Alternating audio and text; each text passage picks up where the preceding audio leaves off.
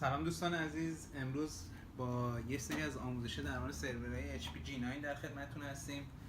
من و دوستم آقای کاتوزیان و دیگر بچه‌هایی که توی سایت اسپوف ما رو یاری میکنن تا اطلاعات که در خدمت ما هست در خدمت شما دوستان بذاریم. امروز میخوایم در مورد رماشون با شما صحبت کنیم. سرورهای G9 DL380 G9. این قسمت ابتدا ما میایم این دریچه رما رو ور می‌داریم. این دوتا سی پی یو مد نظر ماست. توی G9 البته تو تمام سرور HP این هست. هر سی پی یو 4 تا چنل برای رمای مورد نظر خودش داره که هر چنل 3 تا اسلات متفاوت داره. این 3 تا چنلیه که این سی پی یو میشن. 3 تای بعدی چنل 2. حالا از این ور این 3 تا چنل 3 و این 3 تا چنل 4. به همین صورت واسه یه سی پی یو دوم این 3 تا چنل 1، این 3 تا چنل 2، این 3 تا چنل 3 و این 3 تا چنل 4. حالا این خاطرتون باشه که هر وقت شما میخواید شروع کنید به گذاشتن رما روی اینا، اول باید از اسلاتای سفید شروع میکنید. هر وقت اسلاتای سفید پر شد اسلاتای سیاه و بعدش اسلاتای آبی.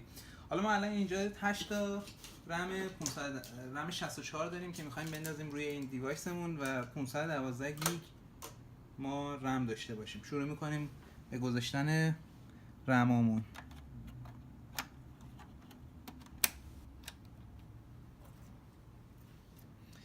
چنل 1 اولین اسلاتش رو گذاشتیم. چنل 2 اولین اسلاتش. چنل 3 اولین اسلاتش و چنل 4 اولین اسلاتش. جالبه که واسه سی پی یو دوم حالت رم تغییر میکنه و برعکس میشه. این برای سی پی یو دوم چنل 1 اولین اسلاتش. دوستان من یه نکته اینجا بهتون بگم. اگه شما کلا 4 تا رم داشتید و میخواستید روی این دیوایس بذارید و 2 تا سی پی یو، برمی داشتید چیکار میکردید؟ چنل 1 اسلات 1، چنل 2 اسلات 2 و بعد دوباره واسه این سی پی یو چنل 1 اسلات 1 و چنل 2 اسلات 2. یعنی شما اول باید از چنل های یکمش هر سی پی یو و اولین اسلات شروع کنید به چیدن. همینجوری این ترتیبو میرید جلو که ما اینجا چون تعداد رمامون 8 تاست برمیدادیم تمام چنل ها اسلات 1 رو روشون میذاریم.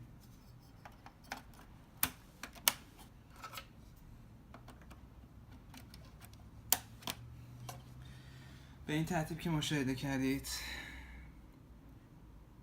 امیدوارم که این آموزش ها مثمر ثمر باشه.